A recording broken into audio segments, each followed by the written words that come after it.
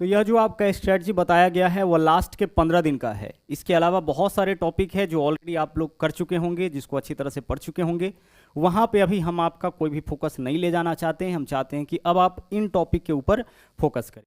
Hello दोस्तों, नमस्कार। एक बार फिर से आप सभी का बहुत बहुत स्वागत है आपके अपने परिवार मैथ्स वाटिका में। दोस्तों, मैं हूँ रुपेश यादव और इस वीडियो में हम लोग जानेंगे कि ग्रुप डी में तकरीबन अब 15 दिन आपका बचा हुआ है, तो हमारी आगे की जो रणनीति होनी चाहिए वो कैसी होनी चाहिए। ठीक है, यहाँ पे अब सबसे बड़ा सवाल यह है कि अब क्या पढ़े और कैसे पढ़े। ठीक है, चलिए देखिएगा, यहाँ पे हम लोग बात करने वाले हैं मैथमेटिक्स की, कि मैथमेटिक्स के अंदर अब हम लोग को क्या पढ़ना चाहिए, किन पार्ट के ऊपर हमें अब ज़्यादा फोकस करना है।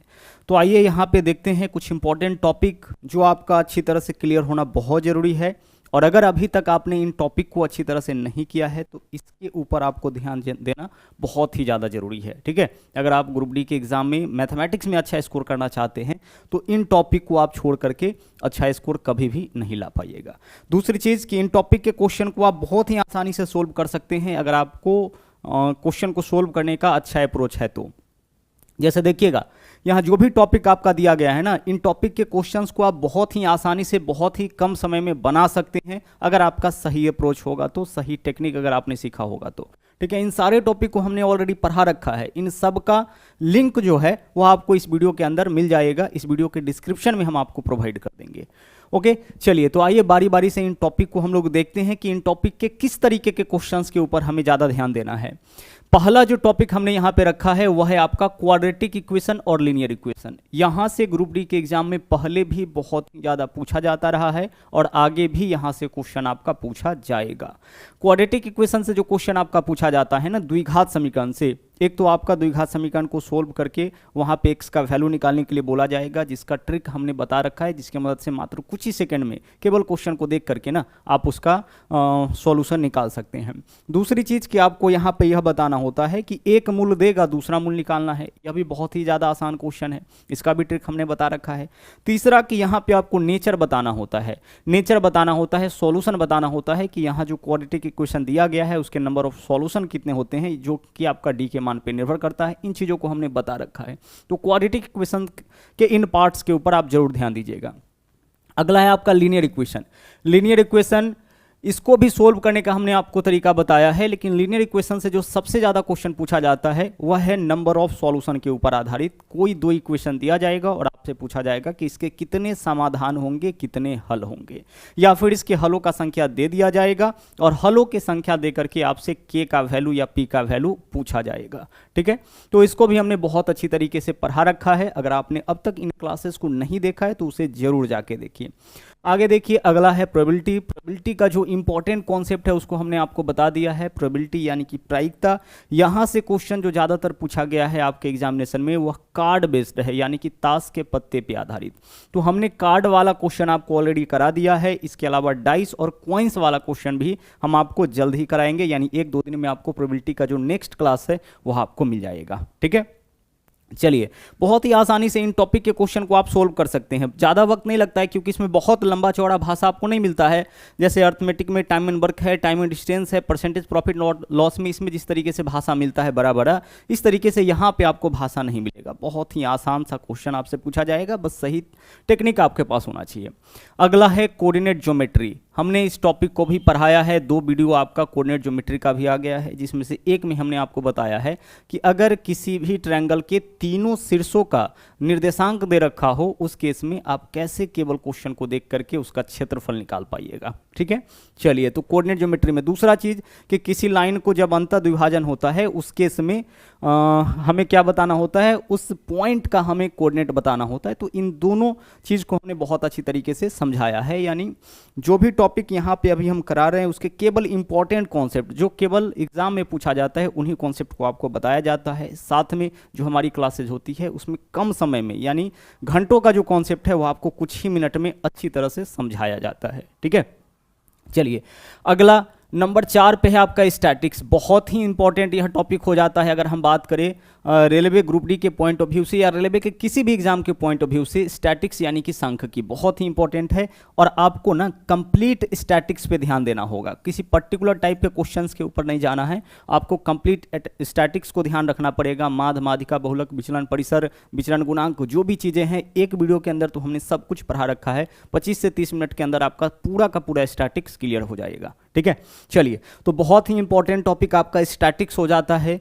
इसके अलावा अगला है आपका पॉलीगन यानी कि बहुभुज। यहाँ पे एक दो कॉन्सेप्ट है, इसी के ऊपर आधारित क्वेश्चंस आपका पूछा जाता है। पूरक किसको बोलते हैं, संपूरक किसको बोलते हैं। इसके अलावा कोई भी पॉलीगन आपके सामने मिलेगा, जैसे अष्टभुज है, 10 भुज है, उसके सभी अंतःकोणों का योग क्या होगा, या प्रत्येक अंतःकोण का माप क्या होगा, या फिर सभी बाहरी कोणों का योग क्या होगा, या फिर प्रत्येक बहिष्कोण का मान क्या होगा।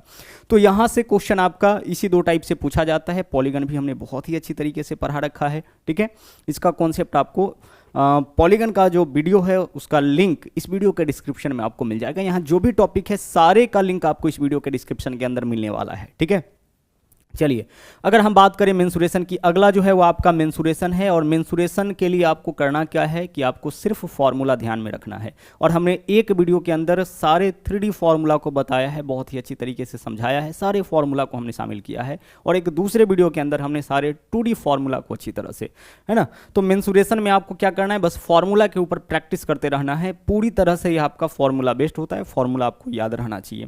ठीक है, अगला है ज्योमेट्री। ज्योमेट्री के अंदर 2 पॉइंट है, हालांकि इसका क्लास पहले भी हमने करा रखा है। कंप्लीट सर्किल हमने आपको बताया है ज्योमेट्री के अंदर। इसके अलावा अलग अलग छोटा छोटा जो वीडियो है टेंजेंट को लेकर के और दो जीवाओं के बीच की दूरी, इस तरह का हमने छोटा छोटा और बहुत सारा वीडियो बनाया है। और एक जगह आपको कंप्लीट ज्योमेट्री मिल जाएगा, जिसका लिंक आपको, जैसा कि हमने आपको बोला, कि यहाँ पे डिस्क्रिप्शन के अंदर मिल जाएगा।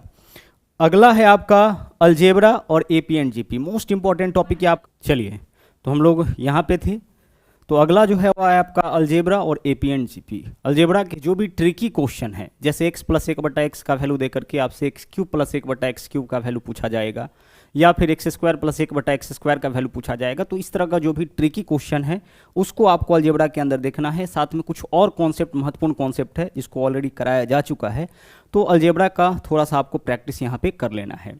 इसके अलावा एपी और जीपी, यहाँ से ज़्यादातर क्वेश्चन आपका एपी से ही पूछा गया है। और एपी से जो एक फॉर्मूला है आपका TN = A + n-1 × D, इसके ऊपर आधारित क्वेश्चंस आपका बहुत ही ज़्यादा पूछा गया है। साथ में जीपी का भी TN = A × R⁴ यह जो क्वेश्चन है वह आपका यहाँ से पूछा जाता है। ठीक है, तो कुछ खास टाइप के क्वेश्चंस है हर टॉपिक के अंदर से जो पूछे जाते हैं, जिसका प्रैक्टिस आपको करना है और केवल उसी टाइप के क्वेश्चंस के ऊपर आपको प्रैक्टिस करना है।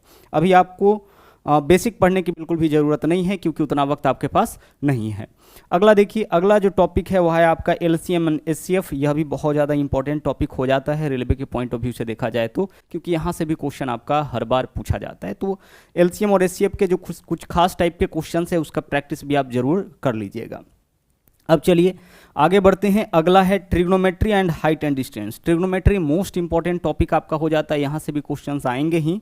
और साथ में हाइट एंड डिस्टेंस, यानी इन 10 टॉपिक को आप अच्छी तरह से अब से प्रैक्टिस कर ले। इन सभी जगह से क्वेश्चंस जरूर आएंगे और आसानी से। अच्छी बात यह है कि इन टॉपिक के क्वेश्चन को आप आसानी से बना सकते हैं, कम से कम समय में बना सकते हैं। बस आपको ध्यान रखना है कि आपका जो अप्रोच होना चाहिए, क्वेश्चन को सोल्व करने का जो टेक्निक होना चाहिए, वह सही टेक्निक होना चाहिए।